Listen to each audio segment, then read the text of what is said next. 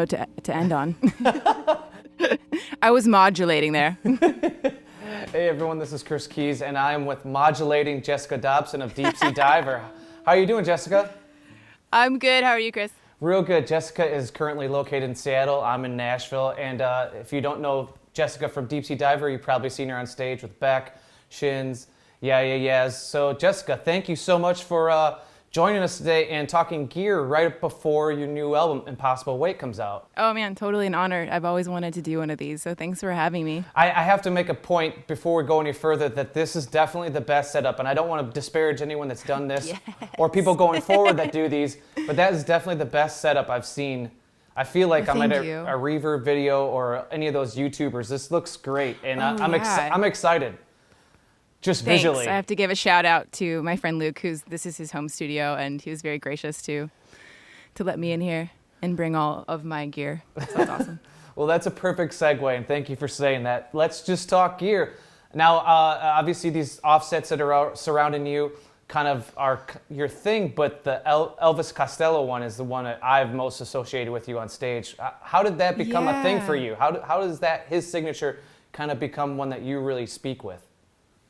So I think the first time I actually played a Jazzmaster was on tour with Beck. I was playing guitar for him, and he had just I don't know if it was in his arsenal, or if he just went and bought it, but he bought like a 63 or a 64 Jazzmaster. It was like sunburst color, and it was so beautiful, and I can't believe he let me play it and bring it on tour.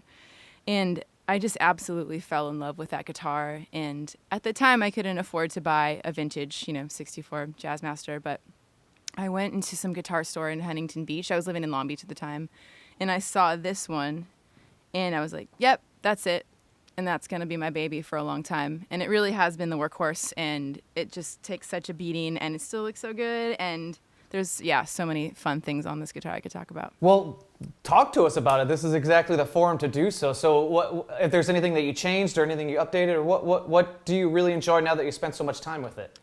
Well, I mean, I kind of did what everybody does with these bridges, put the mastery on. Mm-hmm. I lost the really long tremolo bar that originally came with it, which I was kind of bummed because that's what, these guitars are known for, or Elvis Costello's, which those really dives, but this one works just fine. And honestly, I haven't changed anything else about it. Like, these are the stock custom shop pickups.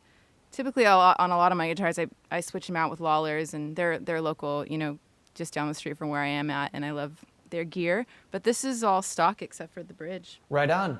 And what do you like about tonally that really you bond with, and that you kind of makes it kind of your main instrument? So this one's I think a lot of the Deep Sea Diver stuff, or just the kind of the way I play, is pretty melodically single notey, kind of jangly, and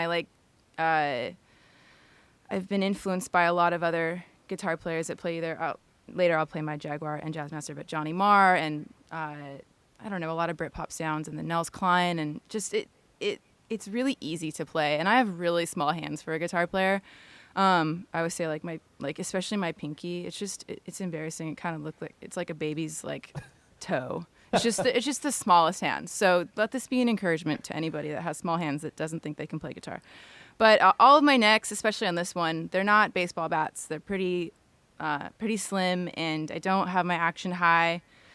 It's easy to play, and I can wrestle with it and make it sound like it's a strangled cat, or make it sound like more Johnny Greenwood, just smooth and deep and glassy, and it just has so many different sounds you can get out of it.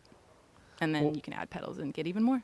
Yeah. With the pedals, it definitely goes like Johnny Greenwood space to the screeching cat. With your pedals, it does that for sure. Yeah, I can get that sound. That's a pedal I have. It's called the Johnny Greenwood with the screeching cat. It's good. That should be a pedal. All right, Jessica, before we move on to the rest of your arsenal of 6 strings, what strings and picks do you use?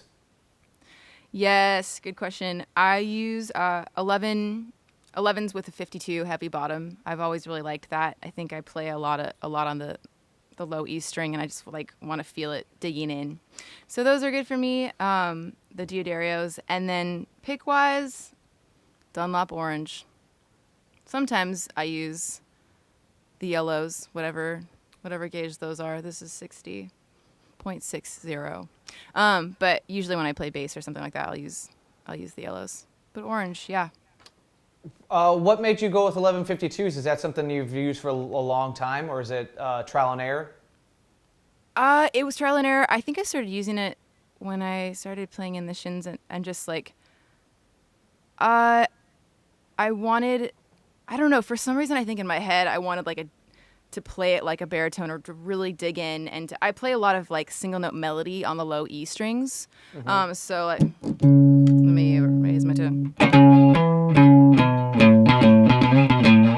And I just like, I feel like the normal, 49s just felt like they were slipping under my fingers when I would dig in like that. And so I just liked the extra heavy. But I don't do well with going a gauge up. Like, I can't play 12s. Like I said, I have really small hands. My bends, I need my strings to be nice to me. 11s. 1152s. Perfect. Yeah. Well, let's get introduced to the new Jaguar. This is the best vintage guitar I own. This is the very first vintage guitar I ever bought. It was in some humble guitar store in Fullerton, California, where I grew up. And I was really in a Smiths phase, like in high school and coming out of that. And I just absolutely fell in love with this guitar when I saw it. It's the custom like Olympic white with the matching headstock. I put a mastery on it, but I still own the original one because I'm sure some people would be mad at me. Sorry about that. But it has just all of that like amazing, I always forget what this is called, when the paint starts to check. Is that what it is? Yep. And like where your elbow sits, whoever was playing it, I think must have owned it for a really long time, because I mean the neck is in such good shape. I didn't have to do much work on that. But another one where it's just perfect for my hand size, and they're so similar to Jazzmasters, but they have like they kind of feel like this bridge from a Strat to me, because that's what I first started playing at when I was in junior high. It was like a knockoff. It was the Yamaha Pacifica, and it cost like $100 at Guitar Center, and that was my Strat growing up, whatever, quote unquote. And then playing this, I was really into Broken Social Scene, and just has this like kind of buttery mid-range to it that the Jazzmaster, that at least the one I have, doesn't have. And yeah, it's pretty sweet. Do you know what you said? It's a vintage. Do you know what year it is? Yeah, it's a 64 pre-CBS. And was it something you were seeking out for a certain era, like a pre-CBS one, or was it just like this guitar was at the right time in the right place and you saw it? It was the right time, right place. And then I, like, when it was described to me, like what it was, I'd heard about pre-CBS guitars. Fender, I think, started in Fullerton, right? Mm-hmm. Yeah, so I should know the history, but or better. But yeah, I played it, and at the time, the only electric I had was this big baseball bat neck Fender No-Caster, which I think was like it was a reissue. Mm-hmm. I think the No-Caster came out in like 51 or something like that.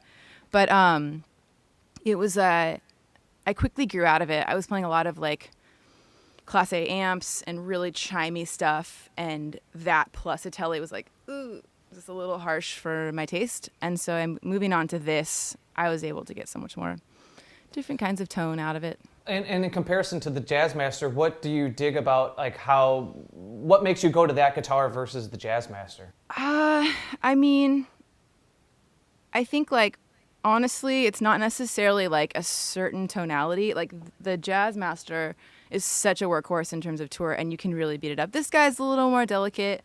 The intonation is a tiny bit off, but has like my favorite position is the neck pickup.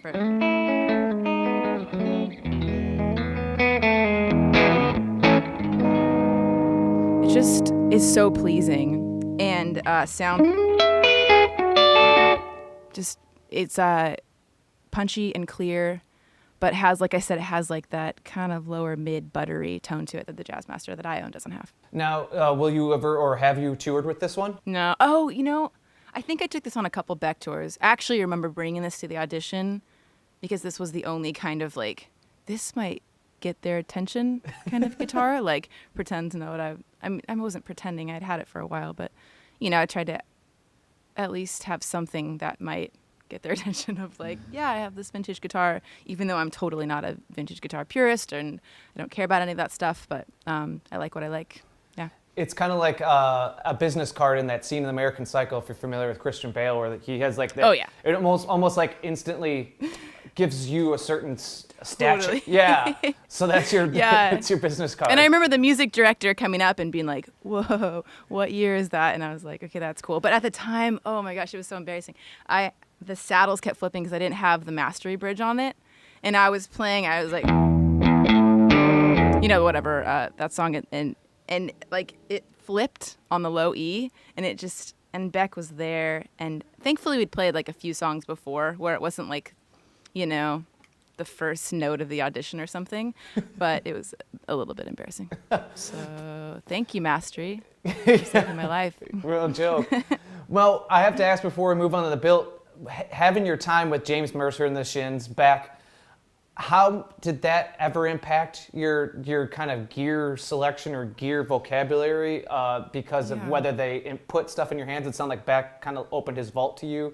And James is obviously synonymous with the Les Paul Juniors and P90s. So did any of that rub off on you? Or? Yeah, that's a really great question. You're right. Like Beck was kind of the intro into, I call it colors. Like I see pedals as colors.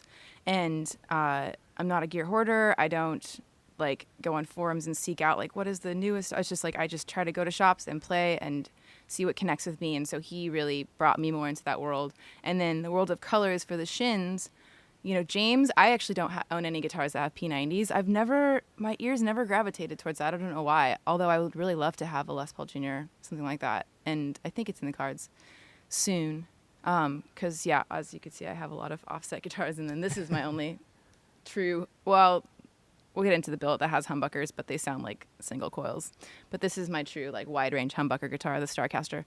But with James, he would play multiple parts on Shins records, and there's a lot of counter melodies and really stabby things, and a guitar. It was funny, I had a Silvertone, I can't remember the name of it. It's like the old black sparkly one with the cupcake knobs. Oh, the Jupiter.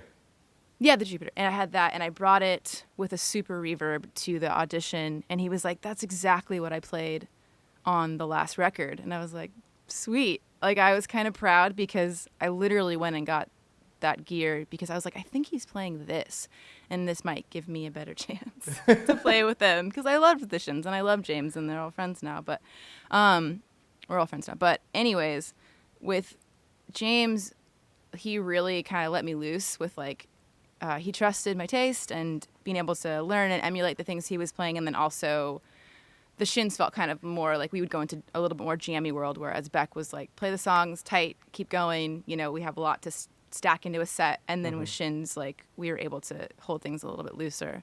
And so I added more colors to, like, my pedalboard, and it definitely influenced a lot of the sounds that I went on to use for Secrets, the second record, and then this last one, too. Well, right on. I'd love to hear the story behind the BilT because the BilT comes from Iowa, and that's my home state. So those guys are doing some really cool guitars and stuff. I first saw BilTs when I went and saw Wilco, and Nels was playing one. I think he has the S.S. Zaftig, if I remember right. And we were passing through, and somebody from BilT contacted me, and we just started talking about guitars. And this was the very first one that I was looking to basically marry my Starcaster and my Jazzmaster, because obviously they're two very different guitars, wide range and single coils. And I also, this thing weighs like a ton, and it was starting to hurt my back on tour because I was like using it for quite a bit of songs. And the difference between weight, I don't know what the poundage is, but like, it's just a lot heavier than the Jazzmaster. This thing feels like almost like toy, like it's so light and amazing. And so this one I got to build from the ground up. I mean, obviously it's a model that already existed, but they were so down to just like work together to make something that aesthetically and sonically I love. And this guy has Lawler El Rayos in it, which are kind of their most single coil sounding humbuckers. So it really is the perfect marriage between, like, they're very bell like, and they don't have like they're not, obviously as the wide humbuckers have that deep growl. They don't have that to it, but they still have bite and punch. And yeah, it's a nice marriage. Can we hear the result of this marriage? Yes, totally. Let me take the reverb off. It's clouding everything. Let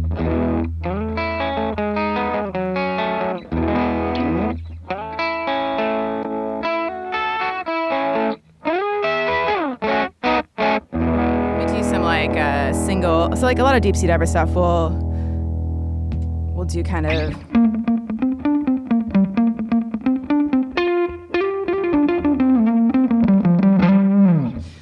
Here's some chord.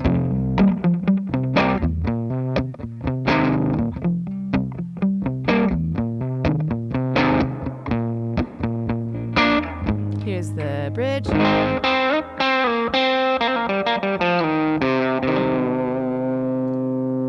Yeah, that's the BilT. Which that song is awesome because I know that you had kind of sought out Sharon for that part, and you guys had such a great vocal interplay. Like your voices worked so well. Thank you. Like so well together. She's incredible. Yeah, Thank guys you. was great how it was interwoven, and Yeah. At some points you're like you can't distinguish who's singing, but it all blends. Yeah, we definitely. I've loved her for so long, and was just thrilled. Like I didn't think in a million years that she would be able to do this, and yeah, we definitely kind of have like a similar vocal timbres, like in the lower mids, and that's cool that it blends well. Her harmonies, I've always really, really loved her unique harmonies. Like I didn't tell her what to sing when she brought those harmonies, and it was one of those things where I didn't hear beforehand what she brought, and then it's just a surprise, and it sounds so good. So yeah, very, very excited about that song and how it turned out. Yeah. And to close up the book, the story on the BilT, is there a specific kind of thing you use it for live? Is it more of a thing that or is it a backup? Yeah, so this guy I play pretty equally between this and the Jazzmaster now. I mean, I try to bring all three. I just don't play the Starcaster nearly as much because it is just really heavy. But whenever I don't want to play the Starcaster and I just want like some just nice good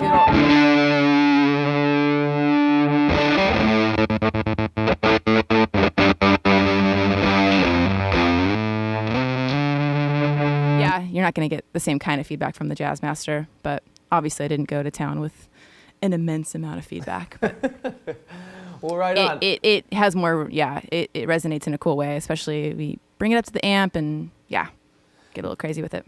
Now, I'm not familiar with that specific model. Is that a semi-hollow or is it true hollow? Semi-hollow. Okay. Well, right on. Let's talk about the Starcaster, last but not least. Awesome.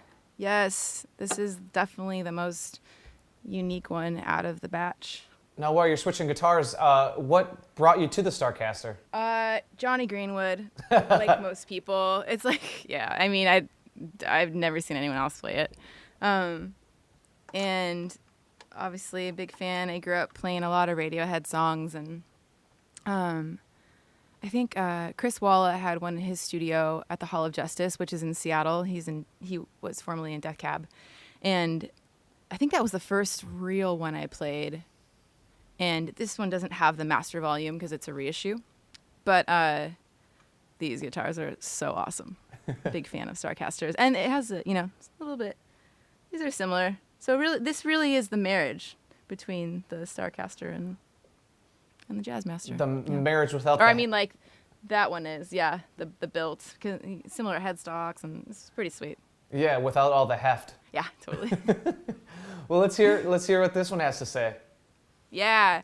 So what I like about this one is it is pretty sweet that you can get so much out of how you're working, like the volume on your bridge and your neck, and here's kind of the middle position right now, but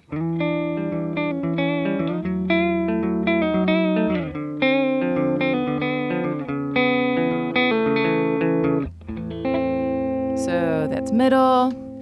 You get a real bite out of the bridge. Let's see this right in.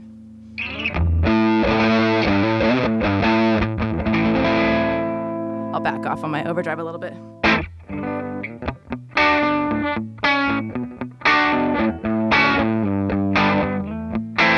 Yeah, it has like that really awesome bitey, kind of more in your face. Like it's not going to be glassy and punchy like any of those other guitars are. And I also got into semi-hollows. Just kind of, I love Feist, Leslie Feist. I love the way she plays. I think she plays like a Starfire. I can't remember the name of it. It's a Guild something. Starfire. You know what I'm talking about? Yeah, Guild Starfire. Yeah, the Guild Starfire. Yeah. I think Britt from Spoon played that too. But I've never been an ES 335 person. I've played them. I like them, but this is what spoke to me. Are those the reissue pickups, or did you get? Because I think Lawler makes he makes. I swapped them out right away. This is like made all the difference. These are the Lawler wide range. Yeah. Mm-hmm. Right on. Yeah.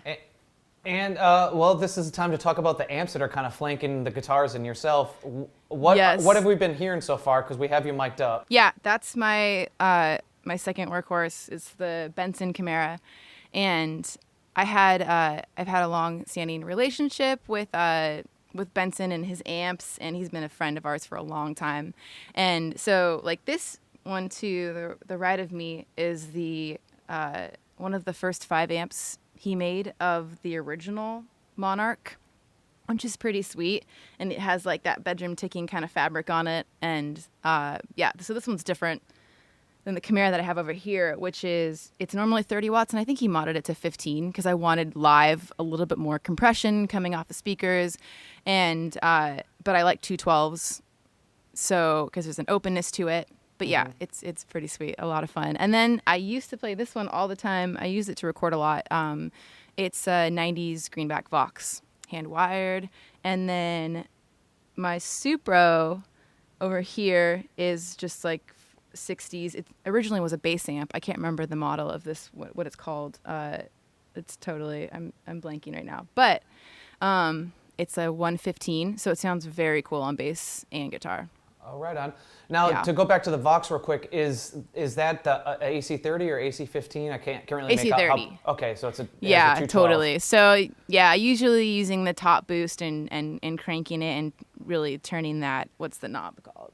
It's the the cut knob. Yeah, just so it doesn't get like too crazy out of hand bright. Usually crank that all the way up, and it's just such a sweet amp. Now with the workhorse Monarch or the Benson, what did you? Yeah. Why'd you go to that versus the Monarch? Is it more you have a special feeling for the Monarch because it was such an early amp, or is it more of a volume thing? I mean, honestly, this one kind of just is a Monarch. It's just 212s. Oh, like okay. because it got modded down like wattage wise. So it's like it's a mix. I like to do that to a lot of my gear of just taking elements of other things that I like and seeing if we can blend it. So, yeah. And to move on, before we move on to pedals, this will kind of be a bridge question, because I know Benson is really known for having really fantastic spring reverb. Do you use the reverb, and is it built in? So you use the reverb versus like a pedal? I don't. So our other guitar player, Elliot, has the reverb one. I left that out just because I use my Strymon Blue Sky so much. Okay. And in a really active way. For other projects, I think I would fare well with having like just an off and on switch for a reverb tank on the amp. But for this, yeah, I usually just stick to my Strymon. Well, all right. Well, I think it's time to dive into some pedals, Jessica. If yes, you want to maybe grab I brought your pedals. If you want to grab maybe your Jazzmaster, since that's like that sounds good. The main sweet baby, and then we'll just dive in. Yeah, pedals, colors.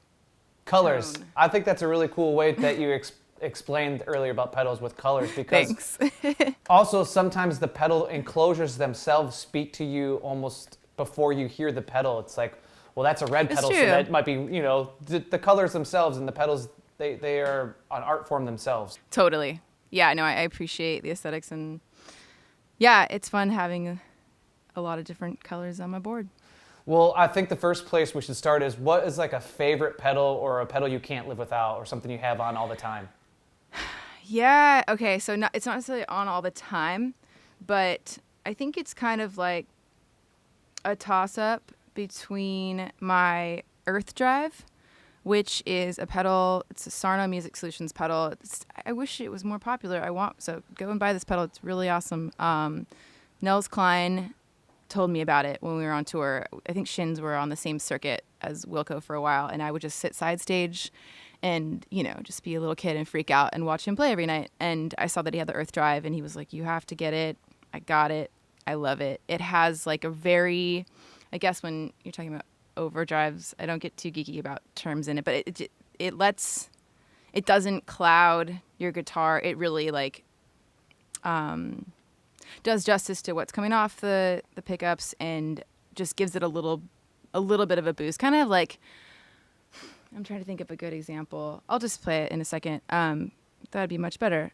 The Electro Harmonics Deluxe Memory Man. I used to have the really old school one, but I think actually I left it at James's place and we swapped because his says Mercer on the side of mine right now, but that's okay. I use it all the time. One of my favorite bands is The Clash, and just like that quick slapback reverb, or not reverb, delay. I love the chorus and the vibrato on it. It's always on my board. Well, can we hear that first pedal you're describing, the Nels? Yeah. Suggested Yeah, pedal? totally.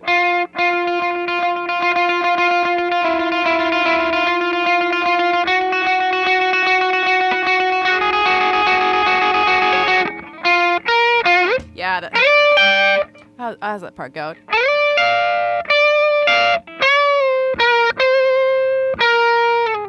I'm just doing a fake nails right now. Anyways, I think he uses that one on that song.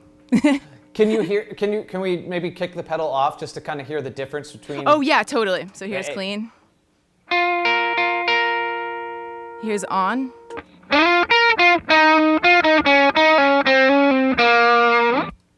Yeah. Yeah, a little more volume, That's a little the Earth more Drive. attitude. Yeah, but nothing. The pickups Totally. are still there. Yeah, for sure. And then, I guess, did you want to hear the Memory Man too? Yeah, of course. Awesome. Here is the Memory Man. So, like, when I'm playing live, I don't have too much access to the delay, but I'll do a lot of freak out moments with it. It has that classic, oscillating sound when you kick up the delay and the feedback all the way. I can do a little of that if you want me to, or I'm sure everyone's heard what it sounds like to turn your delay up. That makes me think about how because you have such an ear for how everything fits within your song structures and compositions, how you and Elliot work together so much when he plays guitar in the band. How do you guys see where you need to sit and even like what parts, but tonally, where you guys mesh and meld? Totally. That's a great question. So I have this weird place of being, I'm lead singer and lead guitar player as well, but also handle a ton of the rhythm. So I'm wearing a lot of hats, and Elliot does a really, really great job of filling in the gaps. And so there are, actual songs that we have that have counter, melodies. I'm trying to think. That's one of the parts he'll play. And then I have the counter melody on top of it. And we make sure whenever we have really distinct parts that tonally we're not stepping on each other or where it sounds like the same guitar. And so he's awesome to play with because we just get to have a lot of fun. Like, we're not too precious about, being like, I think this works better, or I'll take this part, you take this part. Yeah, it's fine. And he did this really cool thing where on the record, the new one, there's this song Lights Out where I have this really fuzzed out, like, kind of guitar solo. It sounds a little like... I hate when I have a delay on and there's fuzz. That sounds like crap.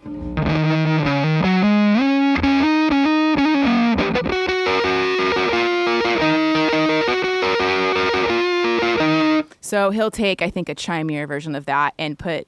he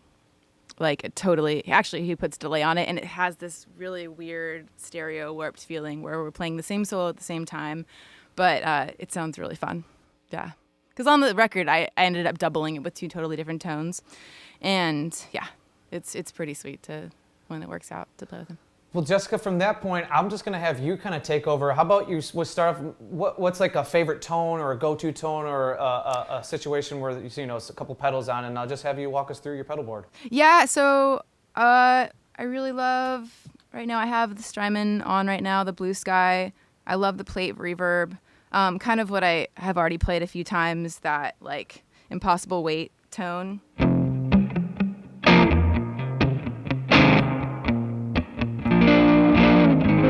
I love, one of my other favorite pedals on my board is this Pleasure Trem 5000. I think I got it like 10 or so years ago. I don't know if they make them anymore. It's by Dualtone. And it's one of my favorite real, like, I think I fell in love with it because it reminded me of How Soon Is Now kind of tone from the Smiths. Yeah. And, but like when I have it at the end of my chain, so like when I'm doing any kind of freak out stuff, like, and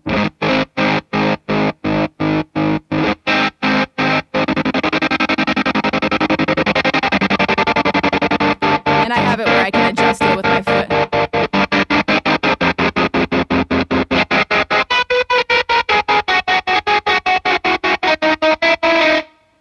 You can really cut it off, the depth. So yeah, you can do a lot of fun stuff with that one. I love that. I love tremolo, but I love it especially when it's in extreme settings. Oh, totally. And it does like non-extreme things very well too. It has a triangle and a square wave, and so you can get a lot smoother sounds. Right now it's kind of it's like in between, but the depth was all the way up, so that's a very extreme version. But that's kind of what I use on songs like Wide Awake, and just other parts with that I want to freak out in the set. With Wide Awake, is that paired with a fuzz at all, or is that just the tremolo? Yeah. Okay. Or actually, so I have a Chase Bliss Brothers on my board right now. I think originally when we recorded that song, I was playing the smaller version of the Supro. I can't remember the name of it. It's also from the 60s, but it's like a 1.8 or a 1.10. And so the compression itself really, really led that kind of fuzzy sound, where I think I was using, I don't own this pedal, and it's one of the most sought after, the Klon. Yeah. It was a Klon and like a 110 Supro or something like that. And so that was the fuzzy sound. And, you know, I can't afford to buy that pedal, but I do have an awesome Chase Bliss Brothers that does overdrive and boost and fuzz. And often I'll use the Benson preamp pedal too, just like crank it. But this is my live sound for fuzz for that song.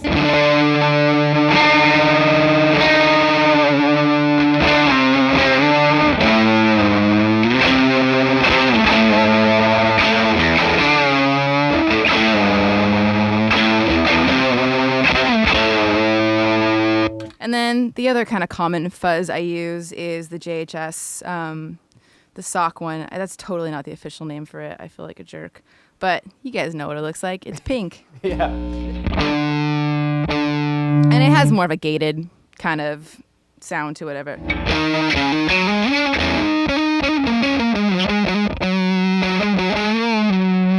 And the only other fuzz I have with me right now is the Wocha Hell.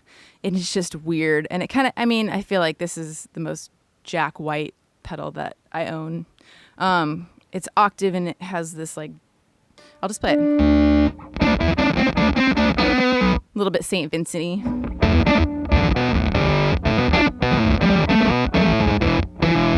You know? Was that something that was used on Lightning Bolt? Because that has like an octave. Yes. Okay. Totally. Oh, right yeah. on.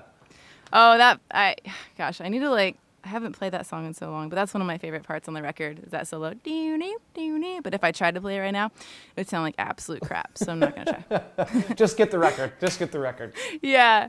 Another sweet thing about my board right now is for the longest time I was very anti-looper switch pedals because I guess I'm not a tone purist, I'm not like a vintage guitar purist, but there was something that I really held tightly to about switching on and off all of my pedals manually and doing the dance, and I kind of embraced that and loved that 'cause I don't know why.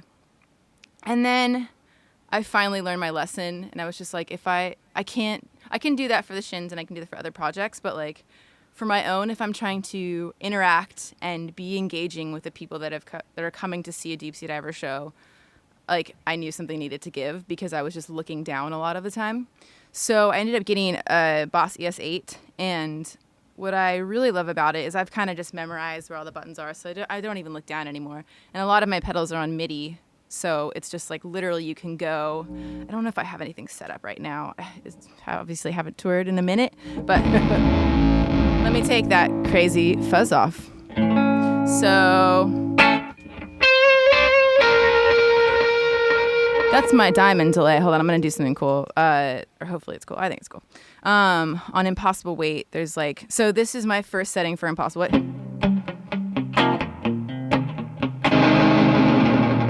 And then it goes to this really crazy where you can, put different things in the chain before or after, and that's one of the best features of the looper pedal.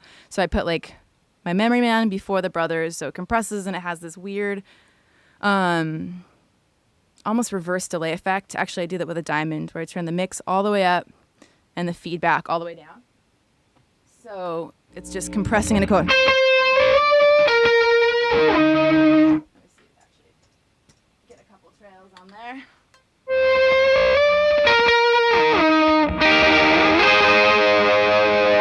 So it's pretty sweet. And then obviously if it wasn't in front, if the delay was behind it, it would have a totally different tone. So that's pretty sweet. You can just like flip of a switch, have a totally different sound, and I'd never had that before. Yeah, it's funny how I guess with anything with guitar, there's always so many written rules about everything. Yeah. And pedal order is one of them. Like, boosts have to be here, and so it's funny when you go outside that norm, what you can unlock. Totally. Oh my gosh, yeah.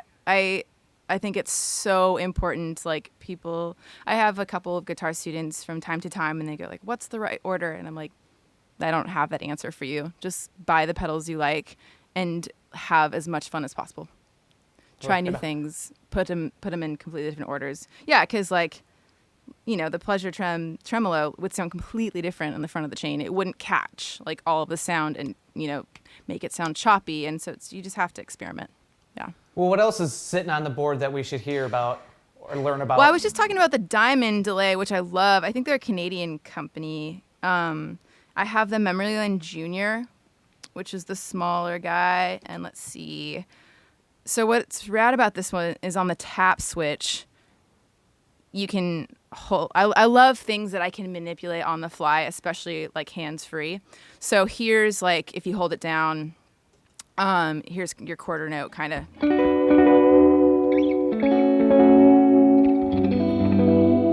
I'll turn the modulation up because I really love the modulation on this pedal.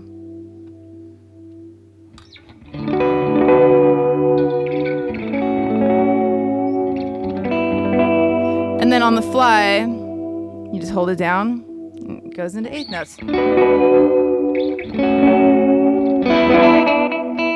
I love pairing it with actually my Pog, and when it's on quarter note mode, it sounds like the most beautiful organ. Let's check it out.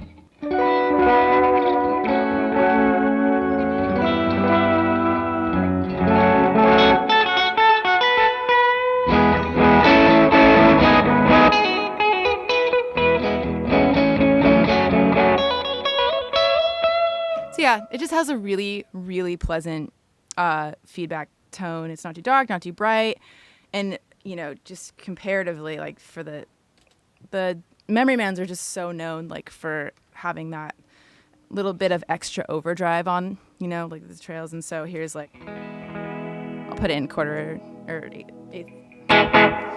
That's the Diamond. That's the Memory Man. Like, let me take the reverb off. So once again, Diamond, cleaner, Memory Man. It's obviously a little bit faster, the delay, but there's nothing like the tone of the Memory Man. So I love the modulation factor that the Diamond can bring in, like something. That I think you use that really well and not overdone, because people can kind of use that as a crutch, or that becomes like their people's thing, but totally it's tastefully. Thank you. I guess to hop over to another modulation pedal. This is I'll do a little Smith thing. I just fucked that up. Doesn't even matter. You guys know what that song sounds like. I can play it. I love the warped vinyl. This is another Chase Bliss pedal.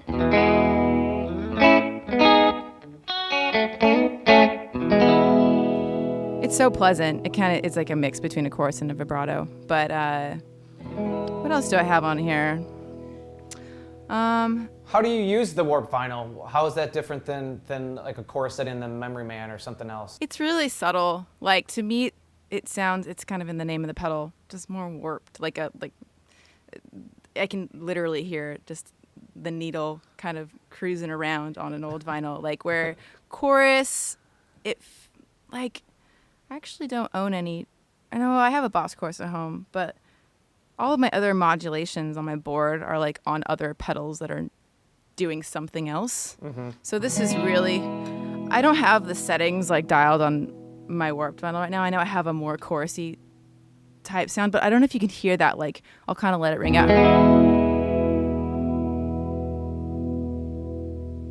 Like, it has a different kind of pulsation to it, I think, than a lot of chorus pedals. Mm-hmm. But and yeah, the Chase Bliss pedals are so known for deep dives in everything they do, and they have the dip switches on the back. And to be honest, I haven't pulled this pedal out for a little while. It was living on my board for a long time, and then I had to take it off for some stuff. But I love that pedal as well. Well, what else is lurking down the board? Anything else you want to give a shout out to, or let us hear? Well, here's the Benson preamp. I was actually really stoked. Benson, we did like a limited edition Impossible Weight preamp pedal. So like the Impossible Weight artwork is on it, and which that's coming out the pre-sale's over, but they're actually coming out in mid-October with the record. But this is what the preamp sounds like. This is it cranked and super, super fuzzy, overdriven.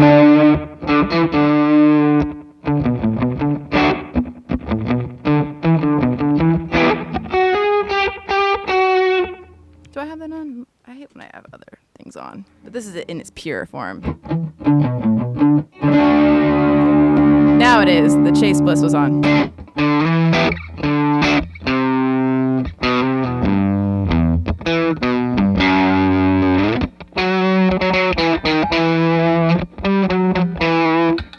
There's a little marker bow. I love him too. But yeah, that is an incredibly versatile pedal, and that was obviously the gain cranked up all the way. But here's something a little more subtle. Too subtle. Yeah, love that guy. How do you use it different than the first pedal you talked about with the Nels? Because those are both kind of like preamps. I know that one is kind of overdrive. Yeah, totally. That's a great question. I actually love the Benson more with my Starcaster. Okay. And the Earth Drive more with the single coils. Yeah. And you haven't brought it up yet, so I'm going to ask, and it might be down there, is I know that you used for a long time was the Banana Boost from JHS. Oh, yeah.